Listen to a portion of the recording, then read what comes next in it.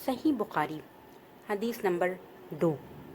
ام المومنین حضرت عائشہ صدیقہ رضی اللہ تعالیٰ عنہا نے فرمایا، حارث بن حشام نامی ایک شخص نے نبی کریم صلی اللہ علیہ وسلم سے سوال کیا تھا کہ یا رسول اللہ، آپ پر وحی کیسے نازل ہوتی ہے؟ آپ صلی اللہ علیہ وسلم نے فرمایا کہ وحی نازل ہوتے وقت کبھی مجھ کو گھنٹی کی سی آواز محسوس ہوتی ہے اور وحی کی یہ کیفیت مجھ پر بہت شاق گزرتی ہے۔ جب یہ کیفیت ختم ہوتی ہے تو میرے دل و دماغ پر اس فرشتے کے ذریعے نازل شدہ وحی محفوظ ہو جاتی ہے، اور کسی وقت ایسا ہوتا ہے کہ فرشتہ بشکل انسان میرے پاس آتا ہے اور مجھ سے کلام کرتا ہے، پس میں اس کا کہا ہوا یاد رکھ لیتا ہوں۔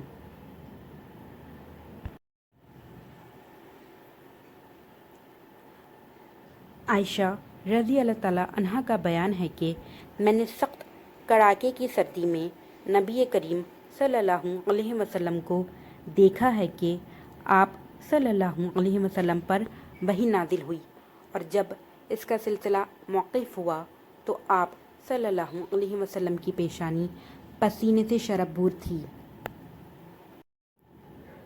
صحیح بخاری حدیث نمبر 3۔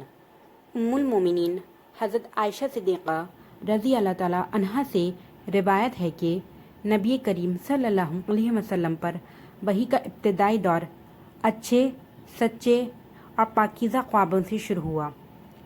آپ صلی اللہ علیہ وسلم خواب میں جو کچھ دیکھتے وہ صبح کی روشنی کی طرح صحیح اور سچا ثابت ہوتا۔ پھر من جانب قدرت آپ صلی اللہ علیہ وسلم تنہائی پسند ہو گئے، اور آپ صلی اللہ علیہ وسلم نے غار حرا میں خلوت نشینی اختیار فرمائی، اور کئی دن اور رات وہاں مسلسل عبادت اور یاد الہی و ذکر و فکر میں مشغول رہتے۔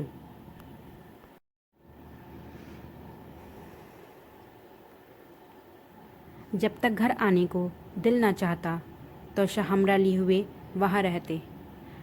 توشہ ختم ہونے پر ہی اہلیہ محترمہ خدیجہ رضی اللہ تعالیٰ عنہا کے پاس تشریف لاتے اور کچھ توشہ ہمراہ لے کر پھر وہاں جا کر خلوت گزیں ہو جاتے۔ یہی طریقہ جاری رہا یہاں تک کہ آپ صلی اللہ علیہ وسلم پر حق منکشف ہو گیا،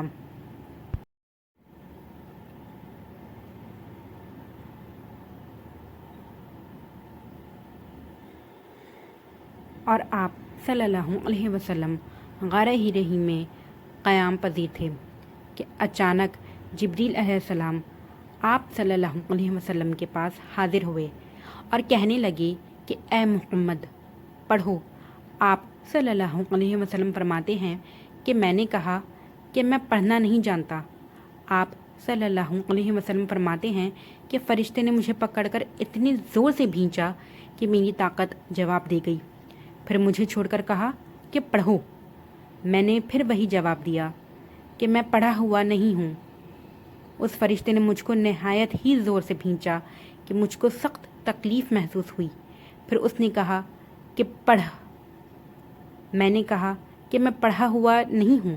فرشتے نے تیسری بار مجھ کو پکڑا اور تیسری مرتبہ پھر مجھ کو بھینچا، پھر مجھے چھوڑ دیا اور کہنے لگا کہ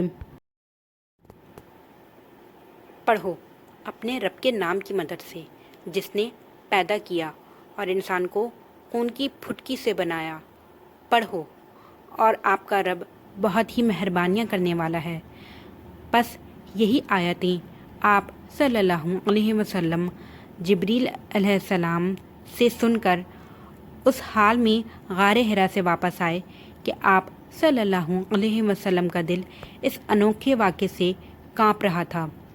آپ صلی اللہ علیہ وسلم خدیجہ کے ہاں تشریف لائے اور فرمایا کہ مجھے کمبل اڑا دو، مجھے کمبل اڑا دو۔ لوگوں نے آپ صلی اللہ علیہ وسلم کو کمبل اڑا دیا۔ جب آپ صلی اللہ علیہ وسلم کا ڈر جاتا رہا تو آپ صلی اللہ علیہ وسلم نے اپنی زوجہ محترمہ خدیجہ رضی اللہ تعالیٰ عنہا کو تفصیل کے ساتھ یہ واقعہ سنایا اور فرمانے لگے کہ مجھ کو اب اپنی جان کا خوف ہو گیا ہے۔ تو آپ صلی اللہ علیہ وسلم نے اپنی زوجہ محترمہ خدیجہ رضی اللہ تعالیٰ عنہا کو تفصیل کے ساتھ یہ واقعہ سنایا اور فرمانے لگے کہ مجھ کو اب اپنی جان کا خوف ہو گیا ہے۔ آپ صلی اللہ علیہ وسلم کی اہلیہ محترمہ خدیجہ رضی اللہ تعالیٰ عنہا نے آپ صلی اللہ علیہ وسلم کی ڈھارس بندھائی اور کہا کہ آپ کا خیال صحیح نہیں ہے، اللہ کی قسم آپ کو اللہ کبھی بھی رسوا نہیں کرے گا۔ آپ تو اخلاق فاضلہ کے مالک ہیں، آپ تو کنبہ پرور ہیں، بے کسوں کا بوجھ اپنے سر پر رکھ لیتے ہیں، مفلسوں کے لیے آپ کماتے ہیں، مہمان نوازی میں آپ بے مثال ہیں اور مشکل وقت میں آپ امر حق کا ساتھ دیتے ہیں۔ ایسے اوصاف حسنہ والا انسان یوں بے وقت ذلت و خواری کی موت نہیں پا سکتا۔ پھر مزید تسلی کے لیے خدیجہ رضی اللہ تعالیٰ عنہا آپ صلی اللہ علیہ وسلم کو ورقہ بن نوفل کے پاس لے گئیں جو ان کے چچا زاد بھائی تھے اور زمانہ جاہلیت میں نصرانی مذہب اختیار کر چکے تھے اور عبرانی زبان کے کاتب تھے۔ چنانچہ انجیل کو بھی حسب منشا خداوندی عبرانی زبان میں لکھا کرتے تھے۔ انجیل سریانی زبان میں نازل ہوئی تھی، پھر اس کتاب کا ترجمہ عبرانی زبان میں ہوا۔ ورقہ اسی کو لکھتے تھے۔ وہ بہت بوڑھے ہو گئے تھے، یہاں تک کہ ان کی بینائی بھی رخصت ہو چکی تھی۔ خدیجہ رضی اللہ تعالیٰ عنہا نے ان کے سامنے آپ صلی اللہ علیہ وسلم کے حالات بیان کیے اور کہا کہ اے چچا زاد بھائی، اپنے بھتیجے محمد صلی اللہ علیہ وسلم کی زبانی ذرا ان کی کیفیت سن لیجئے۔ وہ بولے کہ بھتیجے، آپ نے جو کچھ دیکھا ہے اس کی تفصیل سناؤ۔ چنانچہ آپ صلی اللہ علیہ وسلم نے از اول تا آخر پورا واقعہ سنایا، جسے سن کر ورقہ بے اختیار ہو کر بول اٹھے کہ یہ تو وہی ناموس معزز رازدان فرشتہ ہے جسے اللہ نے موسیٰ علیہ السلام پر وحی دے کر بھیجا تھا۔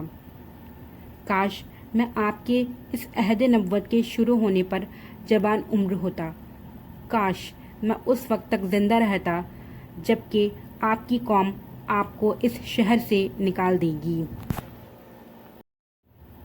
رسول اللہ صلی اللہ علیہ وسلم نے یہ سن کر تعجب سے پوچھا کہ کیا وہ لوگ مجھے نکال دیں گے، حالانکہ میں تو ان میں صادق و امین و مقبول ہوں۔ ورقہ بولا، ہاں یہ سب کچھ سچ ہے، مگر جو شخص بھی آپ کی طرح امر حق لے کر آیا لوگ اس کے دشمن ہی ہو گئے ہیں۔ اگر مجھے آپ کی نبوت کا وہ زمانہ مل جائے تو میں آپ کی پوری مدد کروں گا، مگر ورقہ کچھ دنوں کے بعد انتقال کر گئے۔ پھر کچھ عرصے تک وحی کی آمد موقف رہی۔